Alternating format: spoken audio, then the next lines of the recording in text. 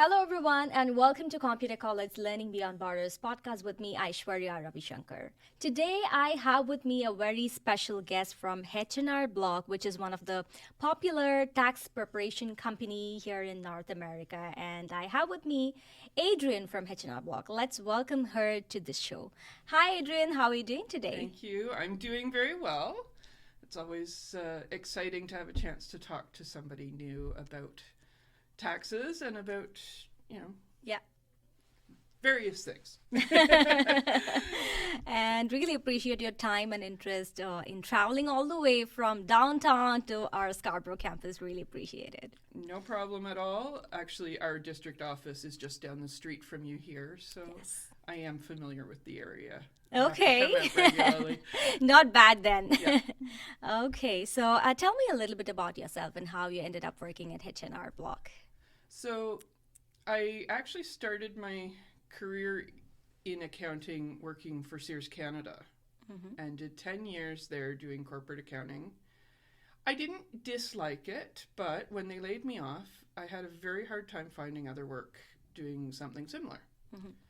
So after being out of work and bouncing around for a couple years doing short-term contracts, I had been thinking about taxes off and on for years, and I was like, you know what? H&R Block has this tax course. I might as well take it. Let's see whether or not it's any good. Yeah. Let's give it a go. Yeah, and so I ended up doing their accelerated course in January. So normally their courses run September to December, and it's part-time, and it's somewhat relaxed pace. There's still a lot of material, but not too bad. Their January course is intense. I was fortunate having the accounting background that a lot of stuff sort of automatically made sense to me, but it was still very intense. And I was told at the beginning of it, don't expect to get hired. H&R Block, yes, they run these tax courses to try and hire people, but by the time they've run the January course, they've hired most of the people that they want. Oh. And then I guess I impressed my instructor because when I did apply, he put in a good word with the district manager, and not only was I hired to do taxes, but I was actually in the right place at the right time. So I became client service leader and tax professional. Oh, wow. At one of the locations at Gerrard Square. And that worked out perfectly for me because it was the closest of this district's offices to my home. That's very convenient. So, jumped straight in. In some ways, it felt like jumping in at the deep end, but it was a wonderful experience, and I've got a great team there. And I've basically built from there for the last 6 years. And I must be doing something right because I'm in demand in multiple offices now. So. All right, that sounds interesting. But taxes are not always interesting. It's a daunting subject, I would say. It can be. So what advice would you give to individuals who are new to filing their taxes or is overwhelmed by the process? So definitely come to a professional because we have hundreds of hours that we've put in. And if you think about it, in one tax season, we're going to do more tax returns than what you would do for yourself in your lifetime. Wow. So we have the experience, we have the knowledge. So trusting a tax professional is definitely a good way to go. And that I'm not just saying that as someone who, wants you to come to H&R Block. Even if for some reason you don't choose H&R Block, a tax professional is a good choice. Yes. Absolutely. Of course, I still think H&R Block's the best, but I'm biased. Recognizing from the start, I'm biased. So come with questions. Make sure you have a conversation with your tax professional. Don't just, I know some people, they want to avoid the whole topic, so they just bring in their paperwork, they drop it off. They don't want to actually have a conversation. But to get the most out of the process, You need to speak up. you ask need questions. to ask questions. Because I'm a natural teacher, when I sit down with a client, I am constantly telling them probably an overwhelming amount of information. So what I've started saying to my clients is, it's okay. If you take away from this 10% of what I've told you, and you come back to me next year and take another 10%, by the time you've come to me for 10 years, you know all of it. You could do it yourself, but you're going to keep coming back to me because you like me. Yes, why not? And that's what it's about for me, is building that relationship with people that I can take away the stress because I am an expert in my field. And I can make it so that they can make better decisions going forward as well, because I can give them a little bit of advice each year about, what else might they be doing differently to manage their finances. Yeah. Sounds amazing. So, since you said you're a natural teacher, I think this question would be, a very, suitable question to ask at this point of time, because H&R Block is one of the leading tax preparation companies here in North America, and it's known for its excellent customer service. Yes. So, how does H&R ensure that the clients gets their best possible client experience? Well, we actually have our own client service platform that we use the acronym GREAT. So, first step, greet the customer. Second step, relate to the customer. Make sure you're getting the basic information up front so that you're building that relationship, but you're also getting the information that's going to be necessary for the taxes. Make it the best experience. That's your E. A is your add value, because H&R Block has a lot of products that can take this beyond just tax preparation and actually make it an overall help the person with their life kind of service. And then finally, T, must not forget it, thank you. Thank the customer. Well, yeah. Yes, first impressions matter. So do last impressions. Because if a customer walks out having had a bad final goodbye, that they just walked out and nobody, gave them any notice, They're not going to come back. then what they're going to remember is that negative ending rather than everything positive you did up to that point. So this past year, I was actually the one teaching in our district that great training. So here's hoping I know it inside out. Doesn't mean I always remember to practice it, which is unfortunate reality in any job. You can be taught everything, and once in a while stress will creep in and you will slip up. But I think the more we reinforce it with our staff, the more they do it by nature, right? Yeah. You can teach anything you want, but until people internalize it, it's not going to be. But we hope that our tax pros have internalized it, and I think they have. Otherwise, we wouldn't have the reputation we have. So Right. I think we're doing pretty well with that. So, what do you think are some of the biggest misconceptions about taxes from your experience? Well, the first one is the idea that it's scary. Oh, yeah? Yeah, because taxes don't need to be scary. The only people who really have to file are people who, for one reason or another, will owe additional taxes. The vast majority of people should want to file because they're going to get money back. Either because their employer took more off than what was necessary, so they get a tax refund, or because they're in a category where the government has benefits for them that they will only get if they file. Now, even for those who do end up owing, so usually that's people with sources of income that are not taxed. So a lot of investments or self-employment, or sometimes those who work multiple jobs. Because when you work multiple jobs, sometimes the employers don't take off enough because they don't know about the other employer. Right? So unfortunately, in our current economy, lots of people are having to work a second job. So we do get people who end up in a situation where they owe tax because of that. But if they owe tax, best thing to do is file on time. Mm-hmm. And Canada is, well, the Canadian government doesn't want to penalize you by throwing you in jail. Everybody here, you know, we get all of the US TV, so we hear about how terrible the IRS is and how they, you know, will throw people in jail.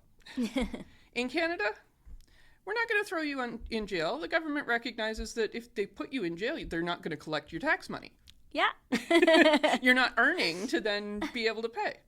No, if anything, what happens in Canada is just that they add more interest, more penalties, so that they collect more money from you. More money, yes.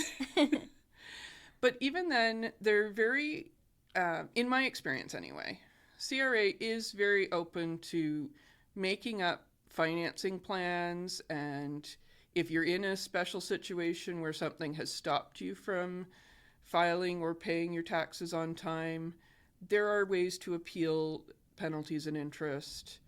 And there is a human side to that where there are understanding people out there in CRA who will take your appeal into consideration and hopefully, if you need it, give you a break. Mm-hmm.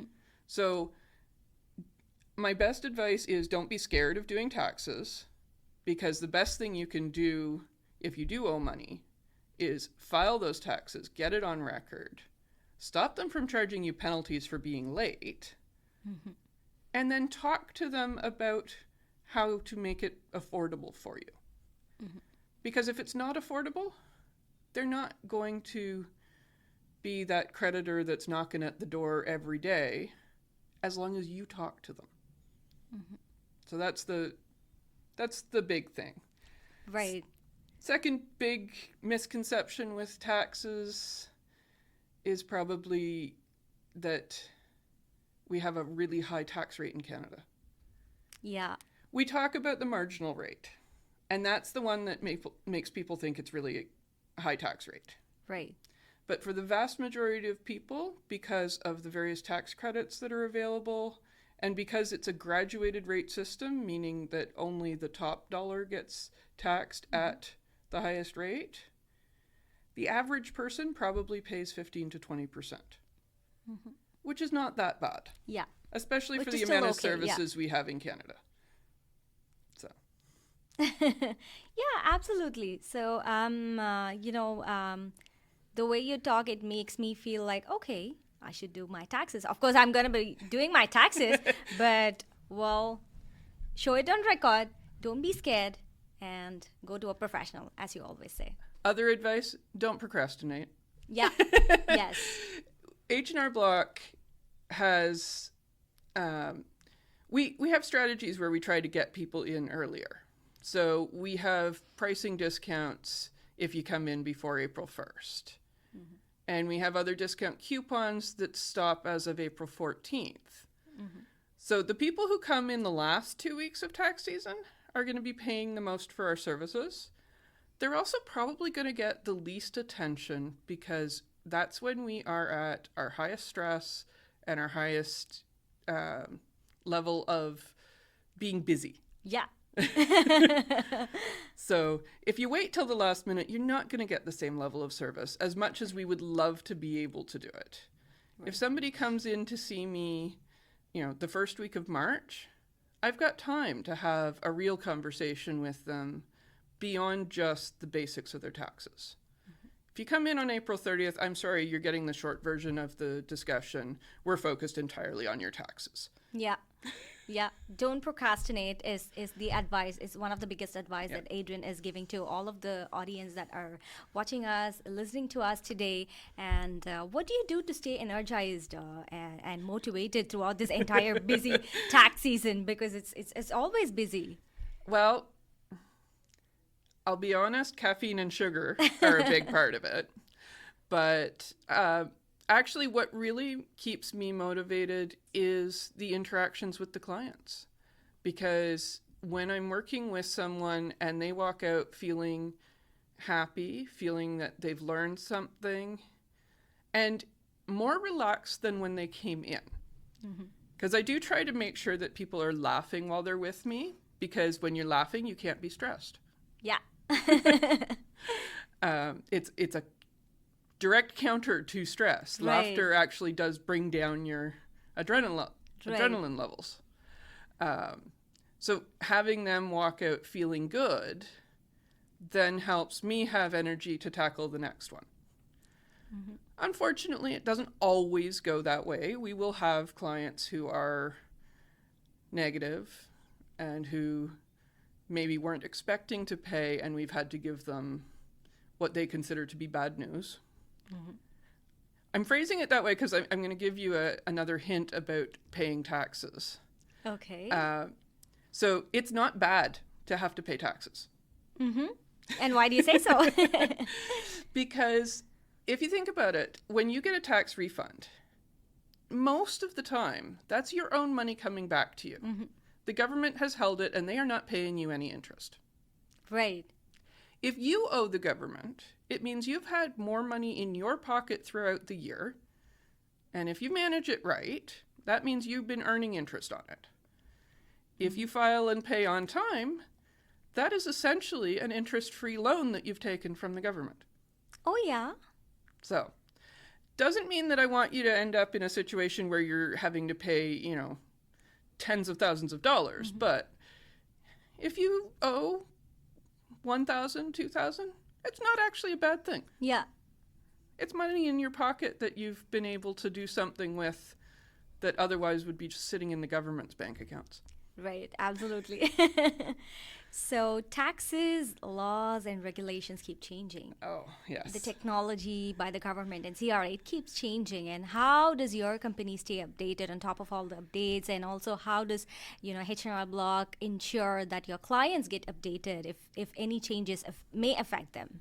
So, okay, we'll tackle that in two parts. So for H&R Block to stay updated, we actually have a team whose primary focus, especially, between June to January, is tracking what's been going on in the government. What have they said in the budgets? What are they planning on changing?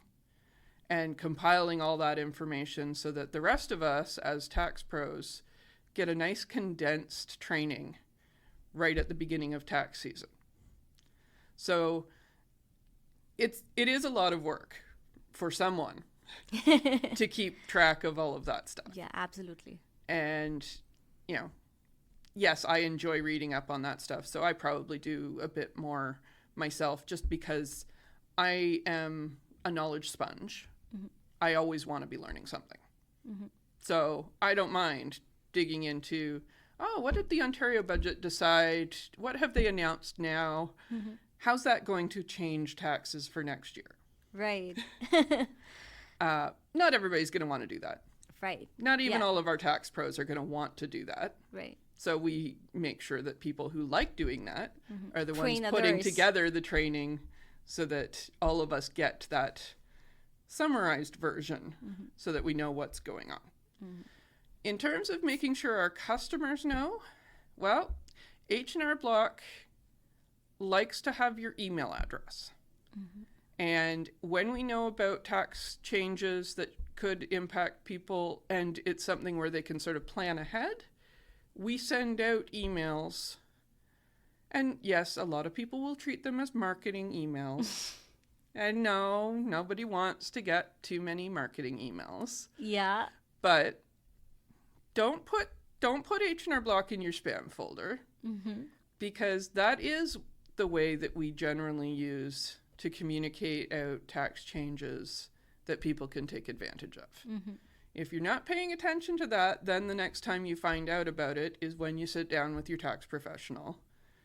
And then for things like the Ontario Staycation Tax Credit, if you're only learning about it now, I'm sorry, but it's too late. It was a one-year thing. Right. Yeah, exactly. So we do ask that people share their email with us and let us go into their inbox. If they scan it quickly and delete it, that's fine. But at least they'll be seeing the information that we're trying to share. Right. So it's a great idea that your company is focusing on training your staffs and also Absolutely. keeping people, the customers, updated, which is Yeah. a great thing. Yeah. Yeah, yeah. So how long, in your experience, how long do you think it would take to master tax preparation? Mastery is a myth, especially in a field that is constantly changing. Right. But so the way H&R Block structures our training, the first year is the basics that cover probably 80% of tax returns. And then they have another 5 years of training if you stay with H&R Block as an employee to build on that. And that would then get you all of your personal tax returns. So I guess in that sense, you can learn all of it aside from having to constantly keep updated with changes in about 6 years. Well, But- that's not too long. No, that said, a lot of the time, there will be people who don't want to go that far, and that's fine. We're happy to have tax professionals who can deal with 80% of the customers. So it's all about how much you want to learn, and how complex do you want to be able to help with. So the last piece of that I just did is taxes for deceased and estates after a person has passed away. And that is very complex. And it's also a very difficult type of taxes to do because it's emotionally sensitive as well. So not everyone's going to want to do those. Right. I figured that I have the empathy that I can be of real help to somebody in that situation. So I wanted to learn it. So you learned it. I Yes, did. Yes. And next year I'm supposed to learn about US taxes, Oh, wow. which is, one of the specializations that people can do after they've learned all the basics.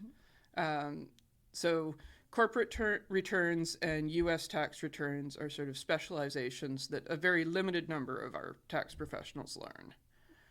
And those ones, So you're going to be one among them. I'm hoping, unless something happens that completely changes plans, because Yeah. nothing is promised. Yes. Life changes on a Yes. dime.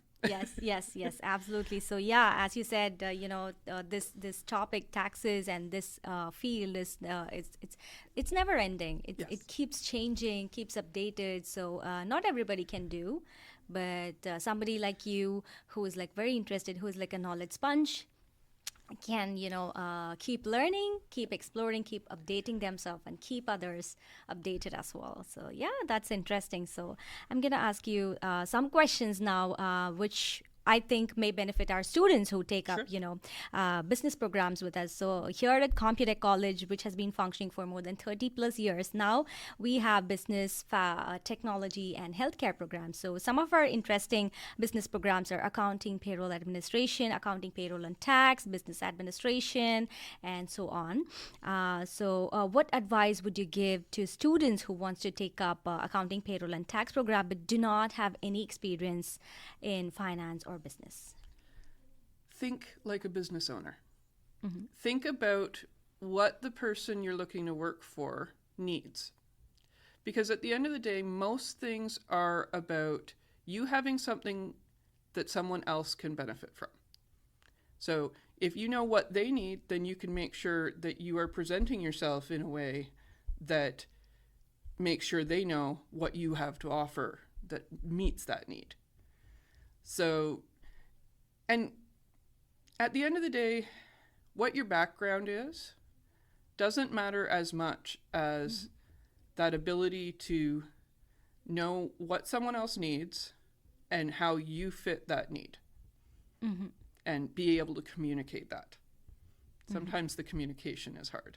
Yeah, that's exactly what I'm going to ask you next. So do you think communication and interpersonal skills are important? I mean, these are important skills that any professional need in this world, but especially with the tax professional, how important Absolutely. are communication and interpersonal skills? Essential. a lot of people look at, taxes and they think it's a very technical field and that they can just be heads down and just do the work. But the reality is, to actually provide a valuable service, it has to be that interpersonal interaction. It has to be making a connection with people, and you do that through communication. So it is absolutely essential. And as for how to get those skills, well, you learn by doing. Yes. Go practice, talk And to people. yeah,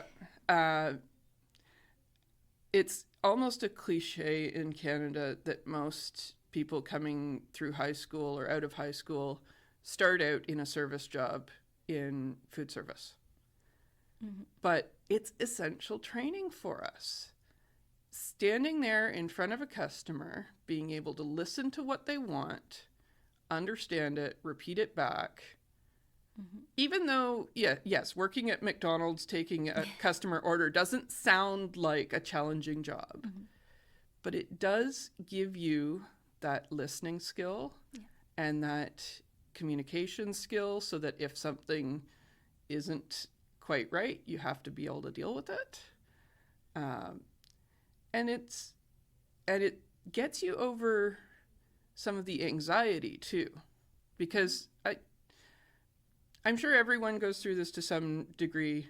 I was the sort of person who hid in a corner as a kid. I would be hiding with a book. I didn't want to interact with anybody. You were an introvert. I was an introvert, definitely. Well, now you're not. No, you see me now, and I'm totally not. Yeah. But you know what? Put me in a social situation and I'll still be the person hiding in the corner propping up a wall.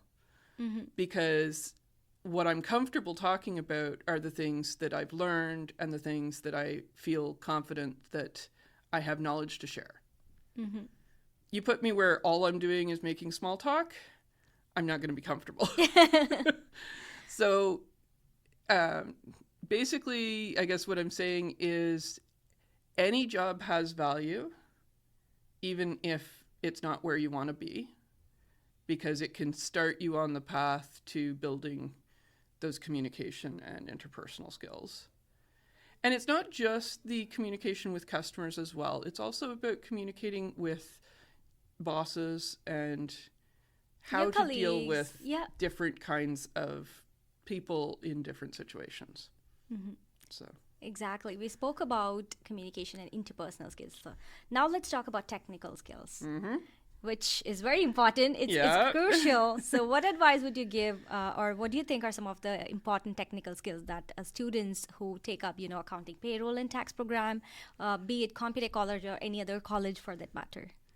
So the first that I would say would be research skills. Knowing how to find the information you need is critical, because at the end of the day, you can't memorize everything. Absolutely. You can. You are a human. If you're doing taxes, the Income Tax Act is like 1,000 pages. You're not going to memorize all of that. Mm-hmm. And there is going to be situations where it's not in that 80% that comes up most often. It's something where you need to go and do some research. Sure, at H&R Block, I have the advantage that I've got a great team backing me, so that when I do have a question, I can go to my colleagues in the office, I can go to my colleagues at headquarters. There's lots of support there. Mm-hmm. Not every job will have that same support, and your colleagues will appreciate it if you know how to do your own research before you ask them the question. Right. So research skills would be a really important one.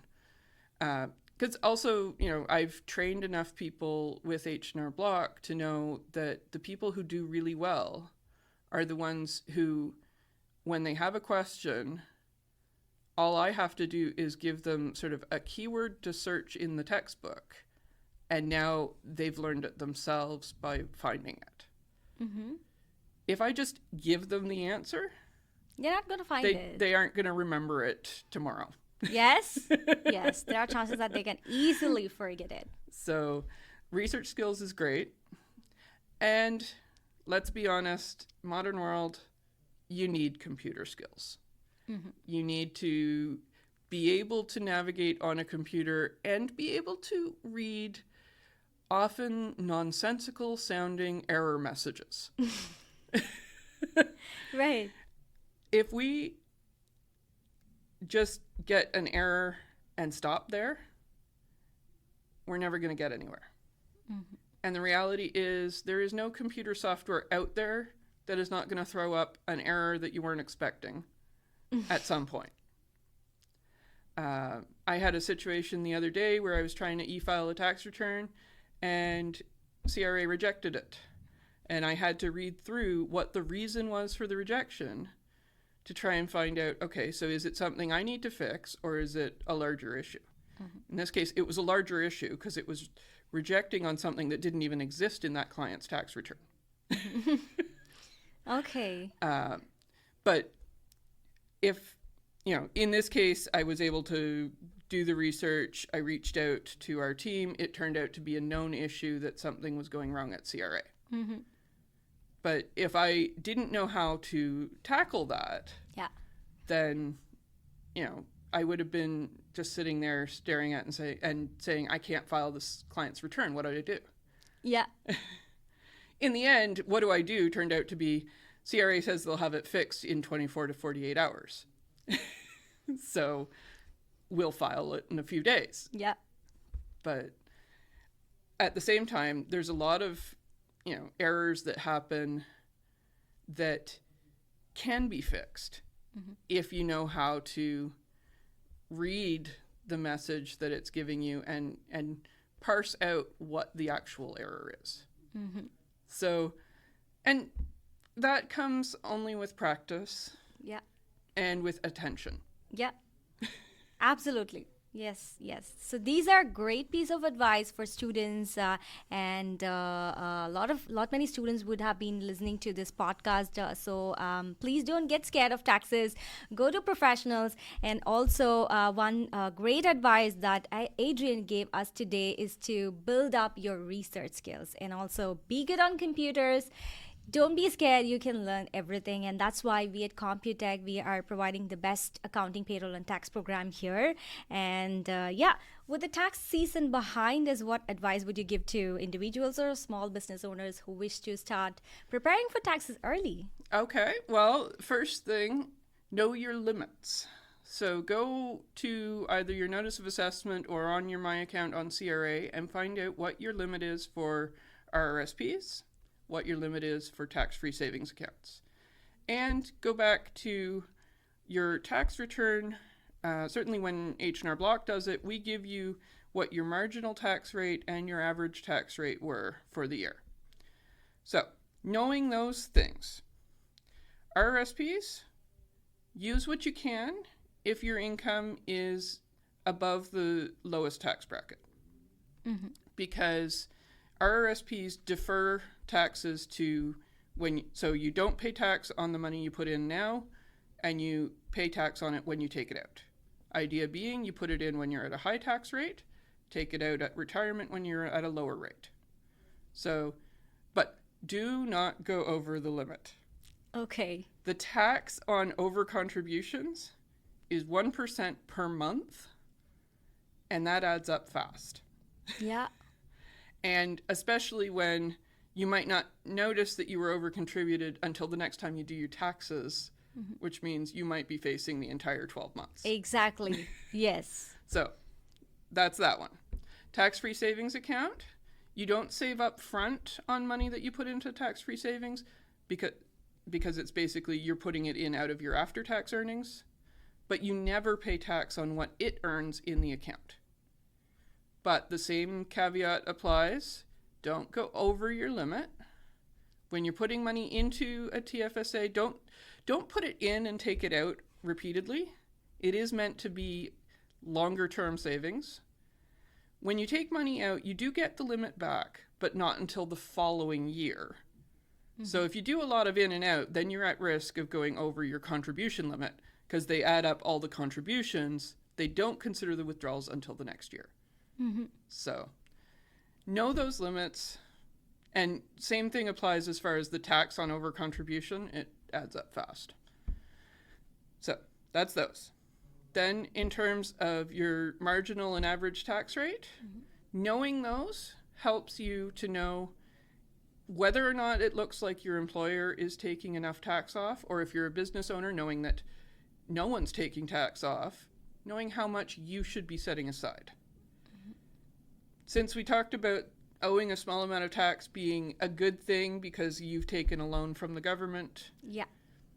making sure that you are setting aside some money for taxes and can then pay yourself a refund at tax season is a good way of planning ahead. Yes. I think those are great piece of advice for individuals, business owners, and also for students, Yes. I would say. So we spoke a lot about taxes, a lot of advice, a lot of things we uncovered about the misconceptions and Yeah. how does your organization overcome those myths. We talk a lot about customer service and how important is that, communication skills, interpersonal skills, and most importantly, the technical skills. So I think those are very important for anybody who is listening to. And I'm sure you would have got a lot of message from this podcast. So if you like this podcast, please make sure you like, share, and subscribe to this podcast. So until we meet next time, it's bye from Aishwarya Ravishankar and Adrienne. Bye. Thank you.